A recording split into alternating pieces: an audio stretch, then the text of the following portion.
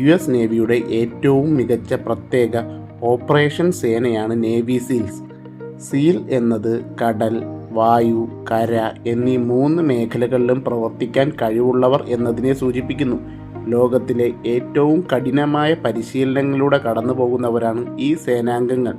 2ാം ലോക മഹായുദ്ധത്തിൽ നാവികസേനയുടെ under water demolition ടീമുകൾ രൂപീകരിച്ചതിൽ നിന്നാണ് സീൽസിൻ്റെ ഉത്ഭവം.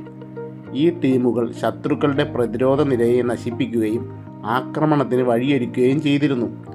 പിന്നീട് കൊറിയൻ യുദ്ധത്തിലും ഈ ടീമുകൾ വലിയ പങ്കുണ്ടായിരുന്നു.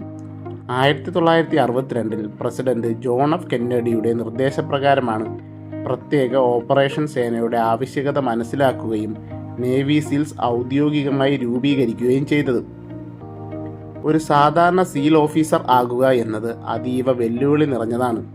ശാരീരികക്ഷമത, മാനസികമായ പ്രതിരോധശേഷി, നേതൃത്വ ഗുണം, ടീം വർക്ക് എന്നിവയെല്ലാം ഒരു സീലിന് അത്യാവശ്യമാണ്. ബഡ്സ് എന്നറിയപ്പെടുന്ന കഠിനമായ പരിശീലന പരിപാടിയാണ് ഇതിൻ്റെ കാതൽ. ഇതിൽ ആഴ്ചകളോളം നീണ്ടു നിൽക്കുന്ന ഹെൽ വീക്ക് എന്ന ഘട്ടം സീൽ പരിശീലനത്തിൻ്റെ ഏറ്റവും ഭീകരമായ ഒന്നാണ്. ഉറക്കമില്ലാത്ത ദിവസങ്ങളോളം നിരന്തരമായ ശാരീരിക ആയാസവും കടുത്ത തണുപ്പും ഇതിൽ ഉൾപ്പെടുന്നു. ഈ ഘട്ടത്തിൽ പലരും പിന്മാറാറുണ്ട്. വ്യക്തിയുടെ യഥാർത്ഥ മാനസിക കരുത്തിനെ പരീക്ഷിക്കുന്ന ഒന്നാണ്. പരിശീലനം പൂർത്തിയാക്കിയാൽ ഒരു സീലംഗം ലോകത്തിലെ ഏറ്റവും വൈദഗ്ധ്യമുള്ള പോരാളികളായി മാറുന്നു. അവർക്ക് വിവിധതരം ദൗത്യങ്ങൾ ഏറ്റെടുക്കാൻ കഴിയും. ശത്രുവിൻ്റെ നീക്കങ്ങൾ നിരീക്ഷിക്കുകയും വിവരങ്ങൾ ശേഖരിക്കുകയും ചെയ്യുക, ശത്രുവിൻ്റെ താവളങ്ങൾ, കപ്പലുകൾ, മറ്റ് പ്രധാന ലക്ഷ്യങ്ങൾ എന്നിവ ആക്രമിക്കുക, ബന്ദികളാക്കപ്പെട്ടവരെ രക്ഷപ്പെടുത്തുക, മൈനുകൾ നീക്കം ചെയ്യുക, കപ്പലിനടിയിലുള്ള ദൗത്യങ്ങൾ, തീവ്രവാദി ഗ്രൂപ്പുകളെ നേരിടുക.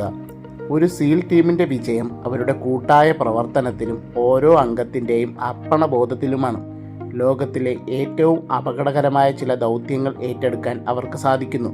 ഉദാഹരണത്തിന്, ഒസാമ ബിൻ ലാദനെ വധിച്ച ഓപ്പറേഷൻ നെപ്റ്റ്യൂൺ സ്പിയർ പോലുള്ള ദൗത്യങ്ങൾ സീൽസാണ് നടത്തിയത്.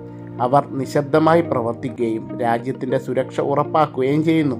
പരിശീലനം, ധൈര്യം, അർപ്പണബോധം എന്നിവയുടെ പര്യായമാണ് നേവി സീൽസ്. അവർ അമേരിക്കൻ സൈന്യത്തിലെ ഏറ്റവും വിലപ്പെട്ട ഘടകങ്ങളിലൊന്നാണ്.